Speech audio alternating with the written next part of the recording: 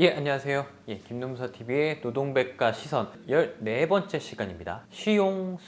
쉬용수습이라는 말이 조금 낯설긴 하죠. 근데 수습이라는 얘기는 좀 많이 어디서 들어봤을 법도 하고, 사실 용어 정의에 대해서 이제 강의나 학설하고 조금 실무랑 좀 달라요. 쉬용이라는 단어보다 이제 수습이라는 단어를 많이 쓰고, 실제는 수습이라고 쓰여 있긴 하지만 근로계약상, 근데 그런 근로계약 내용을 자세히 들여보면 사실상 시용인 그런 경우가 많기 때문에 이 구별의 의미가 저는 크나 뭐 그런 생각을 좀 해봅니다. 물론 뭐 교과서나 뭐 이걸 이제 따지시는 분들도 있는데, 일정한 기간을 가지고 일을 잘하는지 못하는지 뭐 지켜본 후에 그 다음에 우리가 이 근로계약을 지속할지 말지를 정해보겠다. 기간의 정함이 아니라 정말로 일을 한번 시켜보고 그 채용 여부를 결정하겠다라는 취지에서 둔 계약, 이런 계약이라고 보는 의미를 아시는 게 더 중요할 것 같아요. 이걸 뭐 시용이라 부르기도 하고 수습이라 부르기도 하고,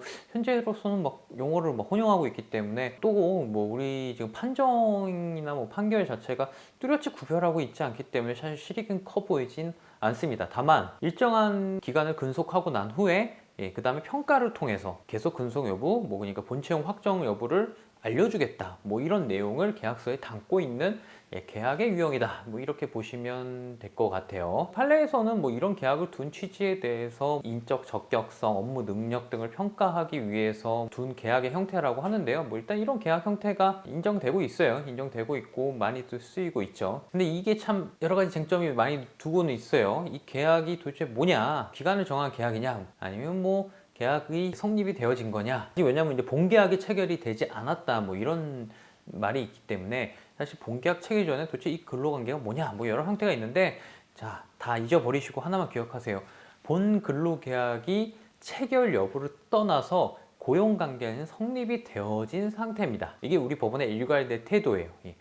근로관계가 성립이 되어진 이 상태에서 본계약 체결을 하지 않고 거부를 한다는 것은 우리 근로기준법 23조 1항에서 말하는 해고에 관한 것이다 라고 말을 하고 있어요. 이게 포인트입니다. 근로계약 관계는 이미 성립이 되어진 것이다. 이걸 이제 뭐 이제 교과서에서는 뭐 해약권을 위반한 뭐 근로계약이다, 뭐 이런 얘기를 하고 있는데, 학설은 많이 있지만 우리가 중요한 거는 근로계약이 성립되어진 거다, 이렇게 보시면 될 거예요. 근데 이제 실무적으로 봤을 때 사용자들은 이제 늘 이렇게 얘기해요. 이제 시용이나 수습 계약 이후에 본계약 체결을 하지 않는 것은 계약의 해지지 해고가 아니다. 근데 뭐 일괄적으로 해고라고 하고 있으니까 그것만 기억하시면 된다, 이제 이렇게 말씀 좀 드릴게요. 이러한 계약의 체결 방식은 어떻게 통해서 이루어지느냐, 이제 두 번째로 이런 문제예요. 수습이나 시용 계약은요, 명확하게 근로계약서에 명시되어져야 합니다. 이게 원칙이에요.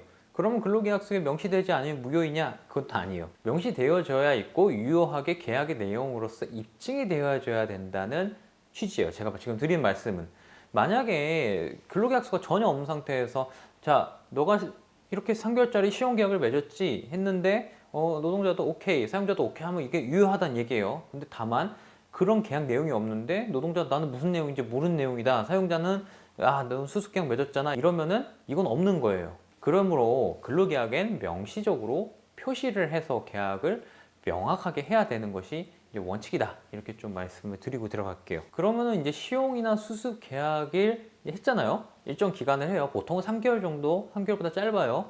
3개월 정도 했는데 우리가 계속해서 일을 하고 있어요. 이렇게 된 경우 우리가 어떻게 보느냐, 판례는 본 계약이 이미 성립이 되어진 것으로 봐요. 수습 계약이 종료되어지고 본 계약이 체결돼서 이미 이렇게 나가고 있는 것으로 보죠. 근데 이게 왜 어떤 의미를 갖냐면은, 아까 말씀드렸잖아요. 수습계약 해지는 사실상 해고이고 근로기준법 23조 1항 적용을 받는다 라고 말씀을 드렸잖아요. 근데 중요한 건 이거예요. 본 계약의 해지인 해고, 일반적인 해고하고 다른 해고다라고 보는 경향이 많습니다. 판례도 그렇고 뭐 대부분은 뭐 학설도 그렇고. 좀 극단적으로 설명드리면은, 정규직 본계약 체결한 사람이 10번 지각을 하면은 뭐 예를 들어 뭐 감봉이나 뭐 견책 정도 맞을 수 있는 사안이라고 했을 경우, 상대적으로 수습 계약인 신분을 가지고 있는 사람이 10번 정도 지각을 했다, 이것은 해고로 나아가는 경우가 굉장히 많고 그 해고가 정당하다 나올 확률은 압도적으로 높죠. 이것이 다른 거예요.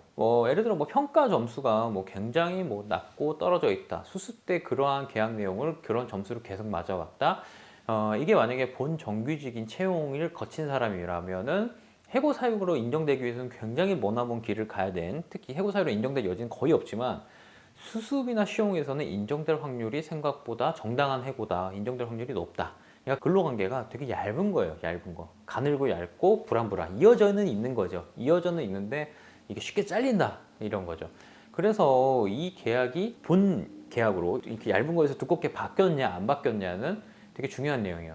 이 외에도 정리해고 할 때 수습부터 시용부터 잘라내는 거 정당하다 이런 판례들도 있고, 일단은 얇게 보기 때문에 내가 빨리 본계약으로 들어와냐 못 들어오냐는 되게 노동자한테는 중요한 문제입니다. 그런 관계에서 우리가 그냥 아무 말 없이 본계약으로 넘어오면은 그거는 수습계약이 당연 종료된 걸로 봐야 되는 거죠. 그러면은 뭐가 있을까요? 수습계약을 길게 가면 갈수록 누구한테 유리할까요? 사용자한테 유리하죠. 길게 가면 언제든지 자르고 싶을 때 다시 자를 수 있잖아요. 그럼 사용자는 어떻게 수습계약을 연장하기 위해서는 수습계약 연장 통보를 하기도 하고 그럽니다. 3개월짜리 난 수습인 줄 알고 들어왔더니 갑자기 6개월 연장해서 수습을 6개월 이상 보겠다, 시용을 6개월 이상 보겠다, 이렇게 되어져 있는데요.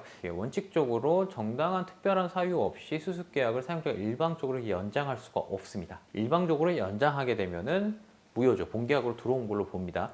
근로자의 동의가 필요해요. 그래서 요즘에 사실 이제 사용자들이 뭘 하고 있냐면은 시용계약 연장을 포괄적으로 동의하는 내용을 미리 근로계약서에 집어넣고 있어요. 여러분들 한번 유심히 보세요. 그게 이제 조금 단위가 높은 데서 쓰는 건데, 그러니까 이제 노무관리, 인사관리가 좀 잘 되는 회사들에서 이제 쓰는 건데, 아직까지 일반 회사에 많지는 않아요. 이제 그 조항이 넘어가 있으면 조금 불안불안한 거다. 그리고 이제 제가 이제 기간제 노동자들 할 때 이제 좀 말씀드렸는데, 사실 기간제로 잡혀져 있다 하더라도 그 내용과 취지가 시용이나 수습에 관련된 내용이라면은 이거는 충분히 그러한 내용으로 보고 수습평가 내용 가지고 해고냐 여부를 따져야 된다. 이것도 좀 기억해 주셨으면 좋겠고요. 그러면은 우리가 어떨까요? 시용이나 수습 계약에서는요, 동의 없는 연장 이런 것이 이제 불가능하고, 그 다음에 시용 기간 중이냐 시용 기간 후이냐가 굉장히 중요하다. 이 두 가지를 좀 포인트로 잡고 가시면 됩니다. 노동백과 시선에서는 수습, 시용에 대해서 좀 구분 없이 섞어서 얘기 드렸는데요. 어떤 의미인가를 조금 전달이 되어졌으면 좋겠네요. 일정 기간 이후에 본계약 체결을 거부하는 이 사례들에 대해서 간단하게 좀 얘기를 드려봤습니다. 이와 관련해서 궁금한 점 있으시면 여기 마찬가지로 카페 주소 나가니까 글 남겨주시면 되고요. 좋아요, 구독은 늘 부탁드리겠습니다. 오늘 여기까지 하겠습니다. 감사합니다.